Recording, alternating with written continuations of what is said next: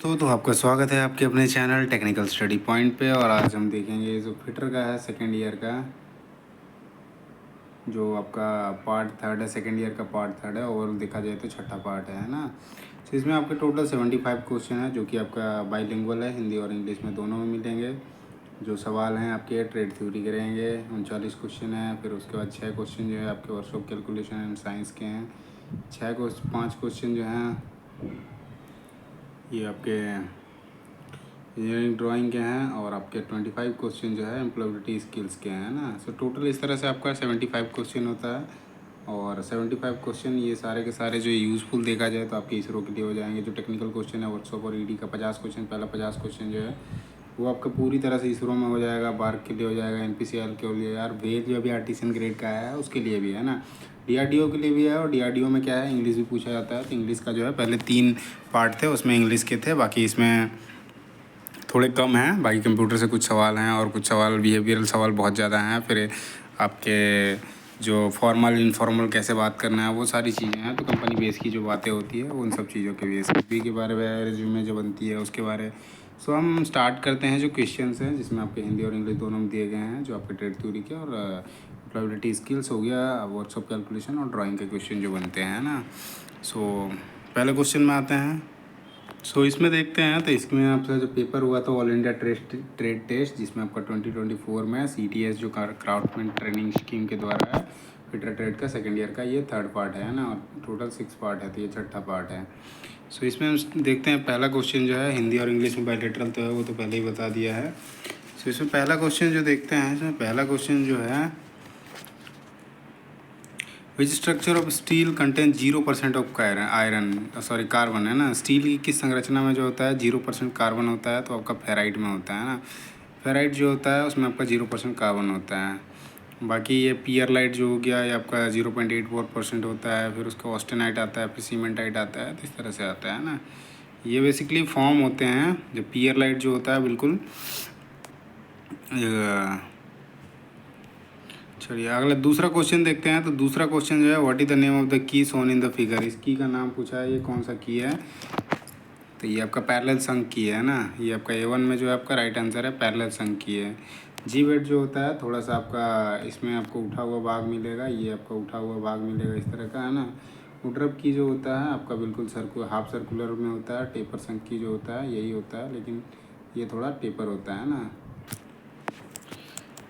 आपका पहला जो है A1 सही हो जाएगा ना। थर्ड क्वेश्चन में आते हैं, पर्पस ऑफ एनीलिंग है ना। What is the purpose of annealing. Annealing का मेन उद्देश्य क्या होता है, तो सॉफ्ट करा जाता है और मशीनेबिलिटी के लिए बनाया जाता है ना। A1 जो है राइट हो जाएगा, टू सॉफ्टन द स्टील को नरम करने के लिए और साथ ही मशीनेबिलिटी बढ़ाने के लिए भी इसको एनीलिंग करा जाता है। तो इसमें छोटा ही खाली सॉफ्टन का लिख रखा है। और ये जो होता है आपका कटिंग एबिलिटी जो होता है हार्डनेस में आता है, वियर रेजिस्टेंस का टफनेस में आता है, और ये टेनासिटी का टफनेस का आता है ना। ये 4 नंबर जो है आपका नॉर्मलाइजिंग प्रोसेस में आता है ना। 4 नंबर क्वेश्चन देखते हैं। तो 4 नंबर क्वेश्चन है, what is the name of the structure if hot steel is rapidly cooled. यदि गर्म स्टील को तेज़ी से ठंडा कर जाए तो उसका संरचना का नाम क्या होगा। अभी हमने जैसे देखा था ऑस्टेनाइट, फेराइट और ये सब देखा था। तो मार्टेनसाइट में जो होता है ना, आप यदि किसी चीज़ को रैपिडली ठंडा करते हो गर्म करके, तो वो आपको मार्टेनसाइट में चेंज होता है ना। आपका ये 3 जो है आपका राइट आंसर हो जाएगा। 5 नंबर क्वेश्चन में आते हैं। Which process is adapted to add cutting ability and wear resistance on steel है ना। वियर रेजिस्टेंस और कटिंग एबिलिटी जो है आपका हार्डनेस में आता है। हार्डनिंग प्रोसेस में जो है आपका सही हो जाएगा। अच्छा, इस क्वेश्चन में थोड़ा सा देखते हैं। यहाँ पे भी वही चीज़ है, कटिंग एबिलिटी और वियर रेजिस्टेंस का, ये दोनों के दोनों हार्डनेस में आते हैं। और ये जो आता है आपका नॉर्मलाइजिंग का बताया वो सही है ना।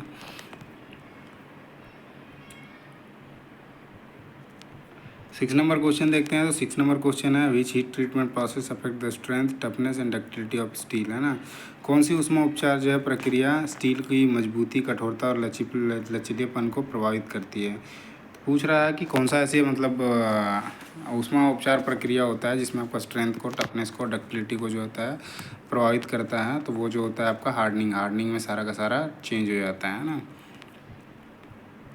7 नंबर क्वेश्चन है, what is the use to achieve faster rate of cooling in quenching process है ना। समन मतलब कूलिंग प्रोसेस मान लो समन प्रक्रिया में शीतलन की तेज़ी दर से प्राप्त करने के लिए किसका उपयोग किया जाता है। तो बेसिकली कूलिंग का है जो क्विंचिंग प्रोसेस यूज़ किया जाता है उसमें आपका कूलिंग का जिसमें सबसे फास्ट होता है उसके बारे में पूछा है। तो आपका ब्राइन सॉल्यूशन जो होता है उसमें सबसे फास्ट होता है ना। तो आपका A4 जो है आपका राइट आंसर हो जाएगा। बाकी सारे भी है, क्विंचिंग मीडिया है, लेकिन सबसे तेज़ी से पूछा है तो आपका ब्राइन सॉल्यूशन हो जाएगा। 8 नंबर क्वेश्चन देखते हैं। तो 8 नंबर क्वेश्चन है आपका what is the tempering colour of taps and shear bladed, है ना। नल और कर्तनी ब्लेड का जो टेम्परिंग रंग होता है, जब उसको टेम्परिंग करा जाता है तो उसका कलर कैसा होता है उसके बारे में पूछा है ना। तो उसका कलर जो होता है जब भी हम टेम्परिंग करते हैं तो वो आपका ब्राउन कलर का आता है ना, भूरा कलर हो जाएगा। तो आपका सही हो जाएगा आपका A4 है ना, भूरा। 9 नंबर क्वेश्चन देखते हैं। इसमें क्वेश्चन है what is the soaking time allowed for 10 mm thickness steel during hardening, है ना। तो 10 mm मोटाई वाले स्टील को कठोर बनाने के दौरान भिगोने का जो समय है, तो सोकिंग का हो गया, जो समय है वो कितना समय का होता है उसके बारे में पूछ रहा है। 10 mm का जहाँ मोटाई होगा तो वहाँ पे जो होता है 5 मिनट टाइम लगता है ना, 5 मिनट का टाइम होता है सोकिंग का। सो आपका A3 जो है राइट आंसर हो जाएगा। 10 नंबर क्वेश्चन देखते हैं। तो 10 नंबर क्वेश्चन है what is the cooling rate of carbon steel during the annealing, है ना। एनिलिंग के दौरान जो कार्बन स्टील का शीतलन दर होता है वो कितना होता है उसके बारे में पूछ रहा है। कितना से कितना डिग्री के बीच, कितने का मतलब 1 घंटा के अंदर कितने से कितने डिग्री के भीतर करा जाता है उसके बारे में, है ना। तो आपका 100 डिग्री से 150 डिग्री सेल्सियस जो होता है हर 1 घंटे में उसका कूलिंग रेट है ना। सो A4 जो है राइट आंसर हो जाएगा। 11 नंबर क्वेश्चन में आते हैं। तो 11 नंबर क्वेश्चन है which material is soft and ductile but relatively weak, है ना। कौन सा पदार्थ जो होता है नरम और लचीला होता है लेकिन तुलनात्मक रूप में कमज़ोर होता है। सो आपका फेराइट होता है। आपका डक्टाइल भी होता है, सॉफ्ट भी होता है, लेकिन ये वीक होता है, कमज़ोर होता है। सो फेराइट जो है राइट आंसर हो जाएगा A1। 12 नंबर क्वेश्चन है what is known as 0.8% carbon steel, है ना। जहाँ पे ये होता है ना, सो उसके बारे में पूछ रहा है ये क्या होता है। 0.8% जो कार्बन परसेंटेज होता है उसको क्या कहते हैं, किसे कहा जाता है उसके बारे में पूछा है। तो वो जो होता है आपका पियरलाइट स्टील होता है ना। सो आपका A3 जो है राइट हो जाएगा। हाइपर जो है आपका ज़्यादा होता है, मोर देन 0.8%, और हाइपो जो होता है लेस होता है 0.84% से, है ना। 13 नंबर क्वेश्चन में आते हैं। तो 13 नंबर क्वेश्चन है आपका कि what is the name of the limit gauge shown in the figure. इस फिगर में दिखाया गया है, इस गेज का नाम पूछा है। तो ये आपका प्रोग्रेसिव प्लग गेज है ना। A3 जो आपका सही उत्तर हो जाएगा प्रोग्रेसिव प्लग गेज। ये आपका प्रोग्रेसिव प्लग गेज है। देखो यहाँ पे पहले है फिर ये है ना। गो और नो गो है। तो ये आपका प्रोग्रेसिव प्लग गेज। इसमें एक और सवाल बनता है कि एक ही एंड में जिसके होते हैं गो और नो गेज उसको कौन सा गेज बोलते हैं। तो आपका प्रोग्रेसिव प्लग गेज बोलते हैं। 14 नंबर क्वेश्चन देखते हैं। तो 14 नंबर क्वेश्चन है what is the purpose of ring gauge. Ring gauge का उद्देश्य क्या होता है। तो आपका रिंग गेज जो होता है उसका एक्सटर्नल डायमीटर चेक करने के लिए उपयोग किया जाता है, या शाफ्ट का डायमीटर चेक करने के लिए। सो आपका A2 जो है आपका राइट आंसर हो जाएगा। To check the shaft diameter, shaft व्यास की जाँच करने के लिए आपका रिंग गेज का इस्तेमाल किया जाता है। 15 नंबर क्वेश्चन है, ये रिंग गेज ही है, रिंग में आपका टेपर टाइप का है ना। What is the name of the shown in the figure, है ना। इसका नाम पूछ रहा है। तो आपका टेपर रिंग गेज है ना। सो आपका A3 जो है आपका राइट आंसर हो जाएगा taper ring gauge. 16 number question में आते हैं। What is the name of the gauge shown in the figure. इसका नाम पूछा है, ये कौन सा गेज है। तो ये आपका थ्रेड प्लग गेज है ना। ये आपका A2 जो है आपका राइट आंसर है thread plug gauge. 17 number question आते हैं। What is the purpose of dual row ball bearing, है ना। डुअल रो बॉल बियरिंग जो होता है उसका मेन उद्देश्य क्या होता है। अब डबल रो मतलब सिंगल रो में क्या होता है, थोड़ा सा कम हेवी लोड नहीं होता है, जबकि थोड़ा सा बॉल बियरिंग थोड़ा बढ़ जाएगा। डबल रो का डाल दिया तो उसमें थोड़ा सा ज़्यादा लोड लेने का क्षमता आ जाता है ना। तो ज़्यादा का मतलब क्या हो जाएगा कि डबल रोलर बियरिंग में इसमें क्या होता है कि रेडियल और थ्रस्ट दोनों के दोनों उठाने की क्षमता आ जाती है ना, और थोड़ा सा ज़्यादा भी आ जाता है। तो इसमें खाली जो दिया लिखा है to carry radial and thrust load, है ना। रेडियल एंड थ्रस्ट बाहर उठाने के लिए। सबका A4 जो है राइट आंसर है। अगले क्वेश्चन पे आते हैं। सो 18 नंबर क्वेश्चन है, ये आपका फिगर दिया हुआ है, इसमें से पूछा है ये कौन सा है। तो ये आपका रोलर बियरिंग है ना। अब रोलर में नहीं, ये आपका निडल में आ जाएगा, ठीक है। ये ज़्यादा ही छोटा वाला आ रहा है तो आपका निडल बियरिंग हो जाएगा। सो A1 जो आपका राइट आंसर हो जाएगा, क्योंकि टेपर रोलर है नहीं, है ना। एंगुलर कॉन्टैक्ट थोड़ा अलग ही होता है, थ्रस्ट बॉल बेयरिंग वो अलग होता है। ये रोलर में है, रोलर में निडल वाला जो होता है वो भी होता है, लेकिन छोटा साइज होता है इसका, बस ये आपका छोटे साइज में है। तो आपका निडल बेयरिंग जो है आपका राइट आंसर हो जाएगा, है ना। सो A1 जो है राइट आंसर है। 19 नंबर क्वेश्चन देखते हैं। इसमें what is the name of the part marked x on in the figure. ये एक्स पार्ट में जो दिखाया गया उसका नाम पूछा है, क्या है। आपका बीच का भाग दिखा रहा है तो इसमें है ना, तो ये आपका जो हो जाएगा सेपरेटिंग वाला हो जाएगा, है ना, बॉल सेपरेटिंग गेज। ये आपका A4 जो है आपका राइट आंसर हो जाएगा। ये आपका जो है बॉल सेपरेटिंग गेज है ना। 20 नंबर क्वेश्चन है which bearing material is use for light load and low speed application. So हल्के भार और कम गति अनुप्रयोग के लिए कौन सी बियरिंग सामग्री का उपयोग किया जाता है उसके बारे में पूछा है। तो उसके लिए जो होता है आपका कास्ट आयरन का इस्तेमाल किया जाता है ना। सो A1 जो है आपका राइट आंसर हो जाएगा। किस नंबर क्वेश्चन में आते हैं which bearing carried the load parallel to its axis, है ना। कौन सा बियरिंग जो होता है भार को अपनी धुरी के समांतर वहन करता है। पैरेलल टू द एक्सिस का जो होता है उसमें आपका थ्रस्ट बियरिंग होता है ना। सो आपका 21 का जो हो जाएगा ये थ्रस्ट बियरिंग A3 जो है राइट आंसर हो जाएगा, है ना। 22 नंबर क्वेश्चन में आते हैं। इसमें क्वेश्चन है आपका which type of bearing is use for taking high axial thrust load.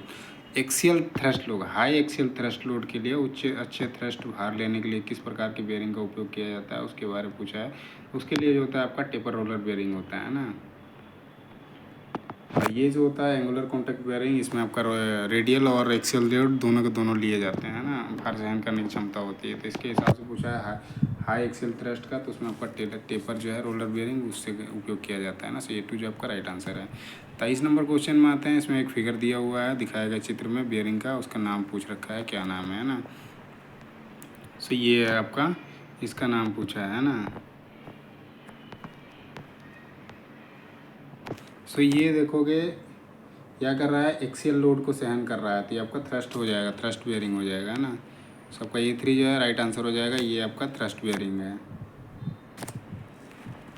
अगले क्वेश्चन पे आते हैं। ये आपका 24 नंबर क्वेश्चन पे। तो what is the name of the bearing shown in the figure. ये आपका दिखा रहा है, इस बियरिंग का नाम पूछा है, तो आपका स्प्लिट बियरिंग हो जाएगा, है ना। A1 जो है आपका राइट आंसर है, स्प्लिट बियरिंग है। इसमें आपका 25 नंबर है which bearing use in limited bearing space. सीमित बियरिंग स्थान में किस बियरिंग का उपयोग किया जाता है। जहाँ लिमिटेड स्पेस होता है वहाँ पे जो बियरिंग इस्तेमाल करी जाती है वो आपका निडल बियरिंग होती है ना। सो A1 जो है आपका राइट आंसर हो जाएगा। 26 नंबर क्वेश्चन में आते हैं। Why extra clearance is provided between bearing and journal in the aluminium alloy bearing. So aluminium मिश्र धातु बियरिंग में बियरिंग और जनरल के बीच में अतिरिक्त क्लियरेंस क्यों दी जाती है, उसके पीछे कारण पूछा है। तो इसमें क्या होता है, हाई थर्मल एक्सपेंशन होता है ना। तो ये आपका A4 जो है सही उत्तर आ जाएगा। To overcome high thermal expansion, high thermal expansion पर काबू पाने के लिए जो होता है एल्यूमिनियम अलॉय बियरिंग जो होती है या फिर उसके बीच में थोड़ा सा क्लियरेंस प्रोवाइड किया जाता है ना। सो आपका A4 जो है राइट आंसर हो जाएगा। 27 नंबर क्वेश्चन में आते हैं। ये आपका है what is the name of the gauge shown in the figure. इस गेज का नाम पूछा है, तो आपका एडजस्टेबल स्नैप गेज है ना। A2 जो है आपका राइट आंसर हो जाएगा, adjustable snap gauge. 28 number question में आते हैं। इसमें आपका गेज का नाम पूछ रखा है, इस गेज का नाम क्या है। तो ये जो आपका गेज है स्नैप गेज में ही आएगा, है ना। ये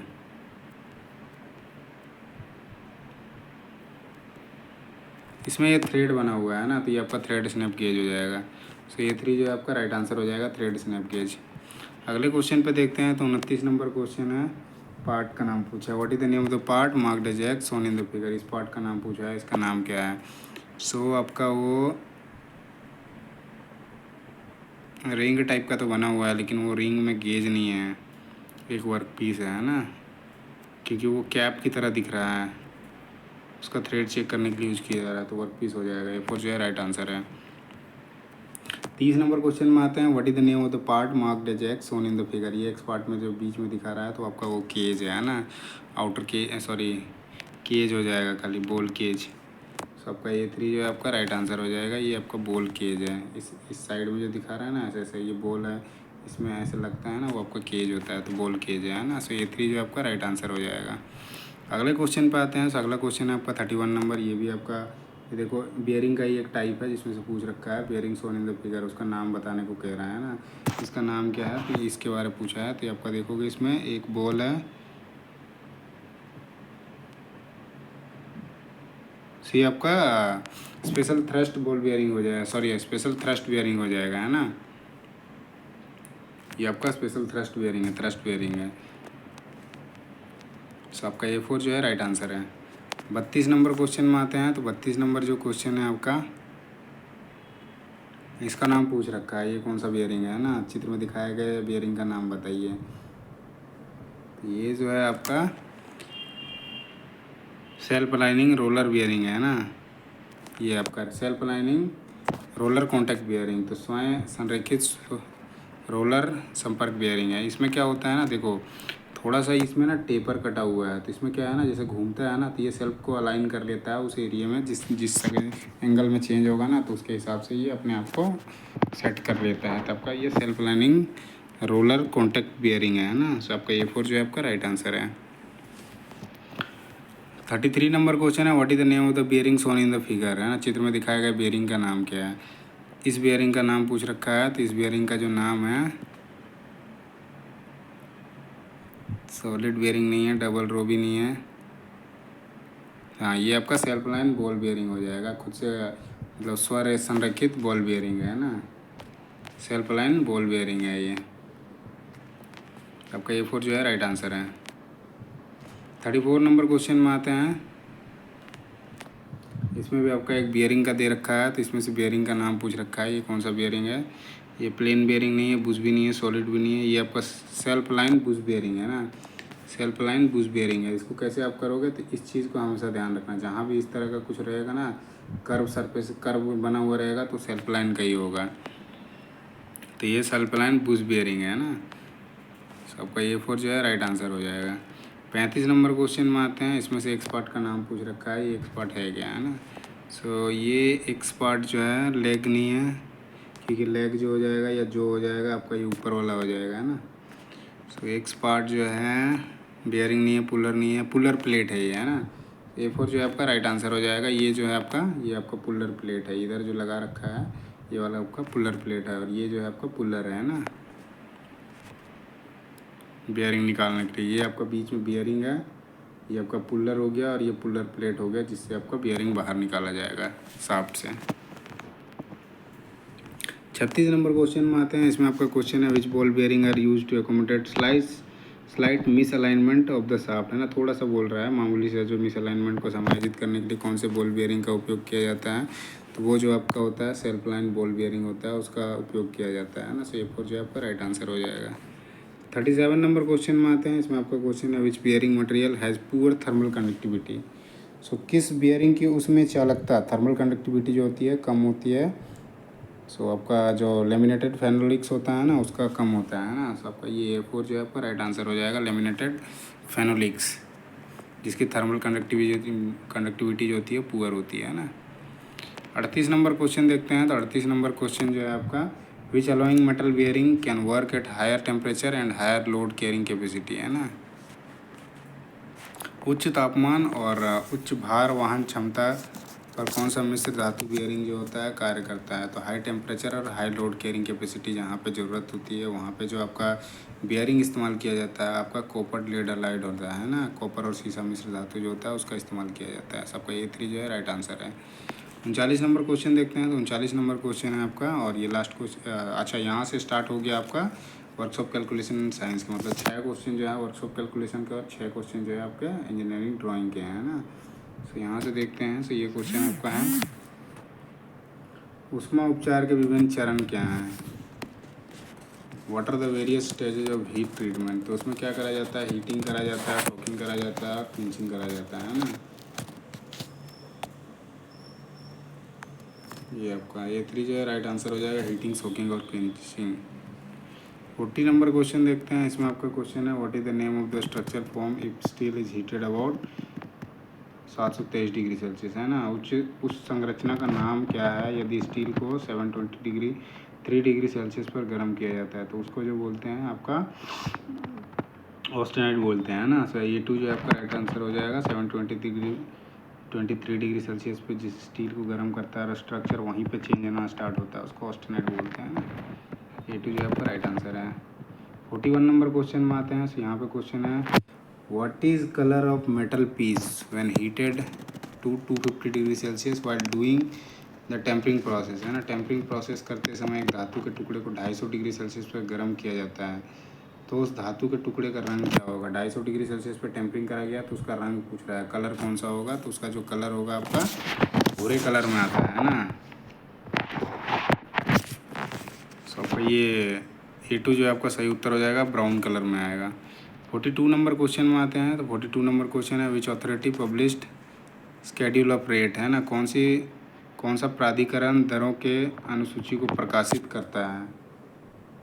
4 ऑप्शन दिए हैं, इसमें से पूछा है कौन सा जो है शेड्यूल ऑफ रेट्स को ये करता है ना। तो जो रेट होता है वो गवर्नमेंट के द्वारा करा जाता है ना। ये आपका A4 जो है राइट आंसर हो जाएगा, गवर्नमेंट डिपार्टमेंट करता है ना। जो भी मतलब किसी चीज़ का रेट फिक्स करने का है तो वो आपका गवर्नमेंट डिपार्टमेंट करता है। सो A4 जो है राइट आंसर हो जाएगा। 43 नंबर क्वेश्चन में आते हैं। ये आपका what is the name of a booklet the rate of various term are indicated, है ना। पुस्तिका का नाम क्या है जिसमें विभिन्न दरों का संकेत दिया जाता है। तो वो जो होता है आपका प्राइस कैटलॉग होता है, जिसमें अलग अलग प्रकार के सूची दिए रहते हैं। आपके जो दर होते हैं उसका संकेत की दिया जाता है ना। सो आपको प्राइस कैटलॉग होता है ना। सो A4 जो है आपका राइट आंसर हो जाएगा। 44 नंबर क्वेश्चन में आते हैं। सो यहाँ पे क्वेश्चन है, what is the other term of pocket reference in engineering works, है ना। अब यहाँ से क्वेश्चन है कि इंजीनियरिंग कार्यों में पॉकेट रेफरेंस का जो दूसरा शब्द क्या है उसके बारे में पूछा है। तो उसको जो बोलते हैं हैंडबुक बोलते हैं ना। सो A4 जो है आपका राइट आंसर हो जाएगा। A2 जो है आपका राइट आंसर हो जाएगा, हैंडबुक बोलते हैं पॉकेट रेफरेंस को इंजीनियरिंग वर्क्स में, है ना। 45 नंबर क्वेश्चन में आते हैं। So pipe cutting die generally, pipe cutting die जो आमतौर पर है कितना होता है, 2 पार्ट में डिवाइड होता है ना। सो डिवाइडेड इन 2 पार्ट, 2 भागों में विभाजित होता है। A4 जो है आपका राइट आंसर हो जाएगा। 46 नंबर क्वेश्चन है। इसमें आपका इंजीनियरिंग ड्राइंग के क्वेश्चन है, विच symbol is use for butt joint. Butt joint जो होता है आपका इस तरह से जुड़ता है, यहाँ पे जुड़ा जाता है ना, सामने सामने होता है। तो कौन से में सामने सामने, ये आपका इसमें है ना। सो A3 जो आपका राइट आंसर हो जाएगा।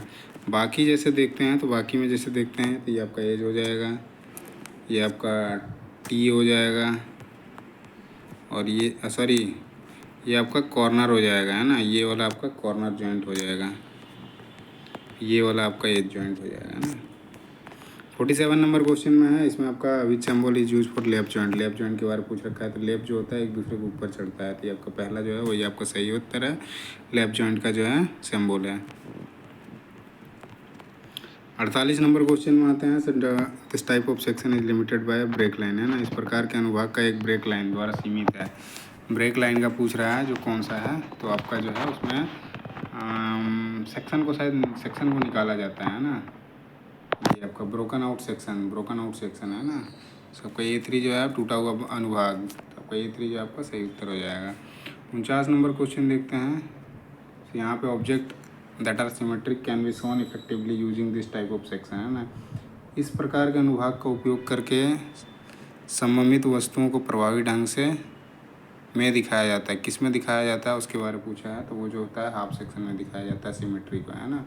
सो A3 जो आपका राइट आंसर हो जाएगा, आधा अनुभाग। 50 नंबर क्वेश्चन में आते हैं। इसमें क्वेश्चन है, in this type of section 1/4 of the object is removed. इस प्रकार के खंड में वस्तु का 1/4 भाग निकाल दिया जाता है। तो उसको क्या बोलते हैं, 1/4 भाग निकाल दिया जाएगा, है ना। तो उसको हाफ सेक्शन बोलते हैं ना। ऐसे जनरली हम देखेंगे ना तो आपका क्वार्टर होना चाहिए, पर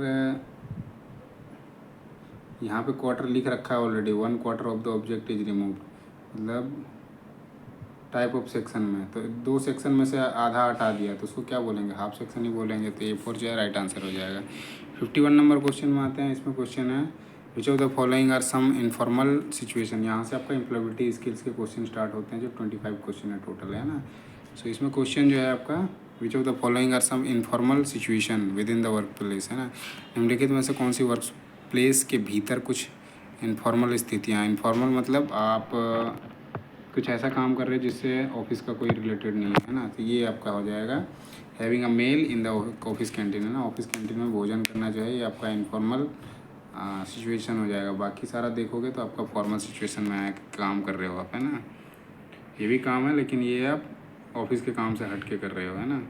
52 नंबर क्वेश्चन है, इंक्लूडिंग आएगा लेकिन उसमें थोड़ा सा क्या है ना, डिफरेंस यही है कि आप चीज़ों पे काम कर रहे हो किसी एक प्रॉपर रिलेटेड टू कंपनी, लेकिन आप जो खाना खा रहे हो वो खुद के लिए खा रहे हो ना, वो उसके लिए टाइम अलग से मिलता है। So what are some advantage of informal communication at the workplace, है ना। वर्क प्लेस पर इनफॉर्मल कम्युनिकेशन के क्या लाभ हैं? लाभ बेसिकली पूछ रहा है ना, तो आपका A1 जो है आपका राइट आंसर हो जाएगा। Help people work together better, है ना, लोगों के साथ एक साथ मिलकर बेहतर ढंग से काम करने में मदद मिलती है, जो हमारा इनफॉर्मल कम्युनिकेशन होता है ना। सो आपका A1 जो है आपका राइट आंसर हो जाएगा। अगले क्वेश्चन को देखते हैं। तो अगला क्वेश्चन आपका 53 नंबर है। One of the information in an informal conversation with a को वर्कर इज, है ना, किसी को वर्कर के साथ इनफॉर्मल कम्युनिकेशन में दी गई जानकारी में से एक है, कौन सा है, उसके बारे में पूछ रहा है। तो ये आपका हो जाएगा आस्किंग अबाउट देयर हाउस, है ना, उसके घर के बारे में पूछना जो है ये आपका इनफॉर्मल कन्वर्जेशन में आएगा, है ना। सो A2 जो है आपका राइट आंसर हो जाएगा। 54 नंबर क्वेश्चन में आते हैं। सो 54 नंबर क्वेश्चन है, अ को worker ask for a support with a task, proper way of responding is, यदि कोई सहकर्मी किसी कार्य के लिए सहायता मांगता है तो प्रतिक्रिया देने का उचित तरीका है, क्या हो सकता है? यदि आप कोई से आपसे कोई मदद मांगता है तो आप डेफिनेटली उसको बोलोगे sure I can help you, what do you need, है ना, ज़रूर मैं मदद कर सकता हूँ, आपको किस चीज़ की ज़रूरत है। तो आपका A3 जो आपका राइट आंसर हो जाएगा। 55 नंबर क्वेश्चन में आते हैं। इसमें आपका क्वेश्चन है what is work place etiquette, है ना, कार्यस्थल पर शिष्टाचार। एटिकेट क्या है? मतलब शिष्टाचार पूछ रहा है जो कार्यस्थल पर होना चाहिए उसके बारे में पूछ रहा है। सो ये आपका हो जाएगा proper behavioural and work place professionalism, है ना, उचित व्यवहार और कार्यस्थल व्यावसायिकता जो होता है आपका वर्क प्लेस एटिकेट होता है ना। सो A2 जो आपका राइट आंसर है।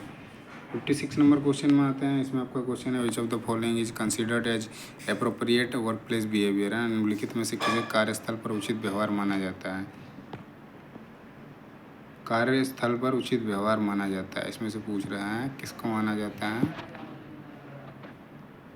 ये आपका साफ़ सफाई जो है ना वो उचित वर्क प्लेस बिहेवियर में आता है ना। सो maintaining a clean work place, स्वच्छ कार्यस्थल बनाए रखना, ये आपका आता है ना। 57 नंबर क्वेश्चन में आते हैं। तो 57 नंबर क्वेश्चन है one of the good work place skill is, है ना, अच्छे कार्यस्थल कौशलों में से एक है। तो वही आपका क्लीन वर्कशॉप वाला हो जाएगा, सही हो जाएगा। मेंटेनिंग है clean work place work space, है ना, कार्यस्थल को साफ सुथरा रखना। सो A1 जो आपका राइट आंसर हो जाएगा। 58 नंबर क्वेश्चन में आते हैं। तो 58 नंबर क्वेश्चन है आपका which of the following action in A official meeting so appropriate work place etiquette, है ना, किसी ऑफिशियल मीटिंग में निम्नलिखित में से कौन सा कार्य कार्यस्थल पर उचित शिष्टाचार को दिखाता है? मतलब किसी प्रकार की मीटिंग हो रही है तो वहाँ पे फ़ोन क्या होता है आपका साइलेंट रखना होता है। ये आपका A4 में दे रखा है, keeping the phone on silent mode and actively participate in the discussion, है ना, फ़ोन को साइलेंट मोड पर रखना है और डिस्कशन में सक्रिय रूप से भाग लेना जो है आपका वर्क प्लेस एटिकेट में आता है, जब आप मीटिंग ऑफिशियल मीटिंग चल रहा आता है वहाँ पे। सो A4 जो है राइट आंसर हो जाएगा। 59 नंबर क्वेश्चन में आते हैं। तो यहाँ पे क्वेश्चन है if co worker are gossiping about another co worker what do you should do, sorry what you should do, है ना, यदि सहकर्मी किसी अन्य सहकर्मी के बारे में गॉसिप कर रहे हैं तो आपको क्या करना चाहिए? गॉसिप का मतलब ये मतलब क्या होता है, हम टाइम पास करते हैं ना बात करके, उसके बारे में पूछ रहा है। तो उसमें आपको क्या करना चाहिए उसके बारे में। लिसन टू गॉसिप ये कभी नहीं करना चाहिए, है ना, ये भी नहीं करना चाहिए। ये वाला A1 जो है आपका सही हो जाएगा। Feel that gossiping is in appropriate work place behaviour, feel करना चाहिए कि गॉसिप करना कार्यस्थल पर अनुचित व्यवहार है, क्योंकि वहाँ पे आप काम करने आओ। इनफॉर्मल कम्युनिकेशन में थोड़ा सा होता है गॉसिप होता है, लेकिन उन चीज़ों का आप कोशिश करो, बस महसूस करो और कहाँ पे कितना ज़रूरत है गॉसिप करने की, उस चीज़ को आप कंटिन्यू करो, जिससे क्या होगा आपका बेहतर अपने आप को बना सकते हो ना। सो A1 जो आपका राइट आंसर हो जाएगा। 60 नंबर क्वेश्चन में आते हैं। सो यहाँ पे क्वेश्चन है which of the following statements और गुड टीम वर्क, है ना, निम्नलिखित में से कौन सा कथन जो है अच्छी टीम वर्क को दर्शाता है? तो इसमें से ये आपका working together towards a common goal, मतलब एक साथ एक समान लक्ष्य की दिशा में मिलकर काम करना जो होता है गुड टीम वर्क को दिखाता है। सो A3 जो आपका राइट आंसर हो जाएगा। 61 नंबर क्वेश्चन में आते हैं। सो यहाँ पे आपका क्वेश्चन है which of the following is required for team work, है ना, टीम वर्क के लिए निम्नलिखित में से क्या आवश्यक है? सो ये आपका प्रॉपर कम्युनिकेशन होना चाहिए ना, उचित कम्युनिकेशन होगा तभी जाके आपका जो टीम वर्क है उसकी ज़रूरत को पूरा किया जा सकता है। ऐसे A1 जो आपका राइट आंसर है। 62 नंबर क्वेश्चन में आते हैं। तो 62 नंबर क्वेश्चन है, while working on a project with other teammates, है ना, which of these makes a good as a good team player, है ना, टीम के अन्य साथियों के साथ किसी प्रोजेक्ट पर काम करते समय इनमें से कौन सा एक अच्छा टीम प्लेयर बन सकता है। ये आपका हो जाएगा, जो बंदा अपना आइडिया शेयर करता है ना, और जिससे क्या होता है टीम जो है काम तेज़ी से कर सकती है, तो वो होता है सबका sharing idea to help the team work faster, है ना, टीम को तेज़ी से काम करने में मदद के लिए जो आइडिया शेयर करना होता है वो आपका गुड टीम प्लेयर होता है ना। तो आपका E2 जो है आपका राइट आंसर हो जाएगा। अगले क्वेश्चन पे आते हैं। तो अगला क्वेश्चन है आपका, your team has completed a challenging project successfully, how should you celebrate the success, है ना, यदि आपकी टीम ने एक चुनौतीपूर्ण प्रोजेक्ट सफलतापूर्वक पूरा किया है तो आपको सफलता का जो है जश्न वो कैसे मनाना चाहिए। तो जो भी काम आप टीम में मिल के कर रहे हो ना, तो सबको मदद के लिए धन्यवाद बोलना चाहिए। सो आपका thank everyone in your group for helping, है ना, मदद करने के लिए अपने समूह के सभी लोगों का धन्यवाद करना चाहिए। तो आपका A4 जो है राइट आंसर हो जाएगा। 64 नंबर क्वेश्चन देखते हैं। यहाँ पे क्वेश्चन है, if teammate is struggling to complete their assign task, है ना, व्हाट शुड यू डू। यदि टीम का कोई साथी अपना निर्धारित कार्य पूरा करने में संघर्ष कर रहा है तो आपको क्या करना चाहिए, उसको मदद करना चाहिए, है ना।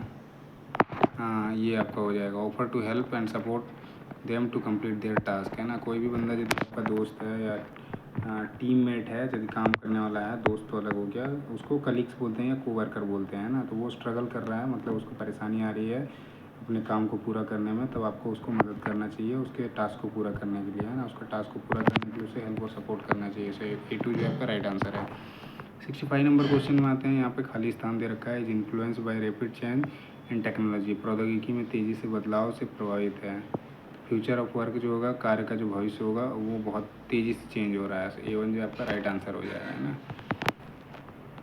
66 नंबर क्वेश्चन आते हैं। सो यहाँ पे आपका क्वेश्चन है, ways in which you can improve your technology skill, है ना, आप किन तरीक़ों से अपने टेक्नोलॉजी स्किल में सुधार कर सकते हैं, उसके बारे में पूछा है। तो आप जो अपनी टेक्नोलॉजी की स्किल में जो है सोशल मीडिया पर ऑनलाइन डिजिटल जो टूल्स होते हैं उससे अपने आप को जो आपका मतलब तकनीकी स्किल में आप अपने आप को विकास कर सकते हो, है ना। सो A4 जो आपका राइट आंसर हो जाएगा, social media online digital tools, है ना।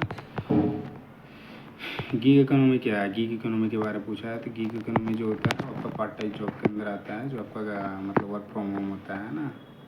तो आपका ये हो जाएगा, A1 जो है आपका सही उत्तर हो जाएगा। कार्य का एक सिस्टम जहाँ लोग पार्ट टाइम रूप में कार्य करते हैं ना, सिस्टम ऑफ वर्क और पीपल वर्किंग पार्ट टाइम, तो आपका गीग इकोनॉमी के अंदर आता है ना। फिर उसके बाद यहाँ पे है 68 नंबर क्वेश्चन में खाली स्थान है, are a great way for gig worker to find job, है ना, गीग श्रमिकों के लिए नौकरी खोजने का एक शानदार तरीका है। ये गीग वर्कर जो होते हैं आपको ऑनलाइन ही ढूंढते हैं या फिर एप्लीकेशन में, है ना। ये तो जो है आपका सही उत्तर हो जाएगा, ऑनलाइन प्लेटफॉर्म्स और ऐप्स से वो अपना जॉब को फाइंड करते हैं। सो ये आपका राइट आंसर है। 69 नंबर क्वेश्चन है, which among the following is a self employment idea, है ना, निम्नलिखित में से कौन सा एक स्वरोजगार का विचार है। फ्रीलांसिंग टेलरिंग ये तो है, बोटिक ओनर ये भी है, होम कैटरिंग सर्विस ये भी है, मतलब तीनों के तीनों हैं।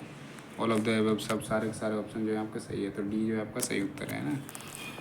70 नंबर क्वेश्चन में आते हैं, माइग्रेशन ऑफ वर्क मीन्स, है ना, काम के स्थानांतरण का अर्थ है माइग्रेशन। माइग्रेशन मतलब एक जगह से दूसरे जगह जाके जॉब को ढूंढना जो होता है माइग्रेशन वाला होता है ना। So going to a different place to find a job, नौकरी ढूंढने के लिए किसी दूसरे स्थान पर जाना, इसी को माइग्रेशन बोलते हैं ना, या माइग्रेंट बोलते हैं, माइग्रेंट वर्कर। A2 जो आपका राइट आंसर हो जाएगा।